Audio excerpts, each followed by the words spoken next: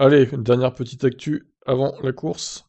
Grosjean défend le style Netflix après les attaques de Verstappen. C'est fait pour être américain, avec des effets spéciaux et sonores. Ouais, bon, c'est vrai que les effets spéciaux, surtout sonores, ils sont pas très adaptés des fois, hein. L'ancien pilote de F1 Romain Grosjean, une star de la série en 2020 en raison de son accident à Bahreïn et de l'épisode spécial Man on Fire qui a suivi, admet que Netflix produit la série dans un style très américain. La série est fantastique dans le sens où elle a couvert la Formule 1 elle a ouvert le Formule 1 à des gens qui ne la connaissaient pas nécessairement.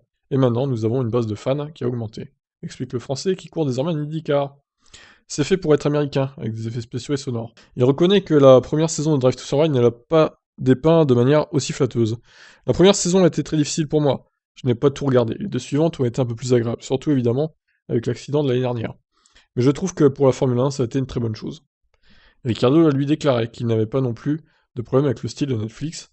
C'est normal, ils veulent vendre une histoire. C'est ça, ouais, c'est bien résumé. Donc voilà pour cette petite actu concernant Romain Grosjean, qui a rien contre la série finalement. Ouais, pas mal de gens l'apprécient, hein. Enfin, ils ont rien contre, du coup, bon, il y a toujours des haters pour dire que ce sont les gens débiles qui regardent cette série. Il y en a toujours qui se croient supérieurs aux autres, hein, qu'est-ce que vous voulez que je vous dise? C'est comme ça. Moi, en tout cas, je regarderai la saison 4. Ça fera passer le temps pendant l'intersaison. Allez, je vous laisse réagir. Ciao.